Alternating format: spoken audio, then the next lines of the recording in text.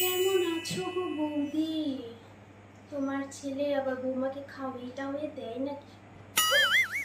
তোমার ছেলেকে দেখলাম বৌদি ওই গাড়িতে ঢলাঢলি করার কি আছে? তোরা তো স্বামী স্ত্রী সবাই জানে, আমরাও তো গিয়েছিলাম হানিমুনে।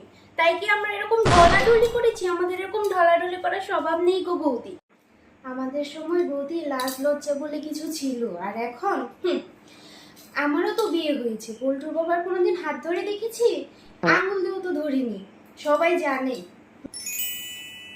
আমাদের সময় আমরা কাপড় পরতাম আর এক হাত এইভাবে এইভাবে মাথায় ঘোমটা দিয়ে থাকতাম, একটা কাপড় পরতাম আর একটা কাপড় মাথায় ঘোমটা দিয়ে থাকতাম। আর এখনকার বউ ঘোমটা দেওয়া তো দূরে থাক, সালোয়ার সালোয়ার পরে থাকে। আর কি পেয়েছে, জিন্স টপ পরেই তো বেরিয়ে যায়, আবার মাথায় ঘোমটা দেবে। ওটি কিনে দিল গো বৌদি তোমার বৌমা? ওস আমি বাবু আমার ছেলের বউকে বলে দিয়েছি, সকালবেলা উঠে তোমার শ্বশুর আর আমার জন্য রুটি আর তরকারি করবে, তুমি আগের দিনের ভাত খাবে।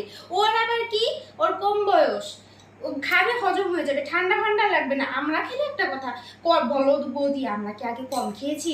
বাজে খাবার, আর বাজে খাবার কি, ওটা তো আগের দিনের ভাত। বাজে খাবার বাবা বৌদি, তোমার ছেলের ঘরে তো দেখি তোমার একটা ছবিও টানানি থাকবে না। কেন থাকবে না গো? ও ছেলে তোমার আগে, ও পরে এসেছে তো। তোমার ছবি রাখবে, ওর ছবি রাখার দরকার নেই। ছেলে তোমার আগে, বুঝতে পারোনি? ছবি লাগিয়ে রাখবে। দুদিন ধরে এসে ছেলেকে নিয়ে নিয়েছে। শোনো বৌদি, আমরা ভালো চাই, ঠিক আছে? আগে থেকে বলে রাখলাম, ছেলেকে ছেড়ো না বেশি। বাইগান।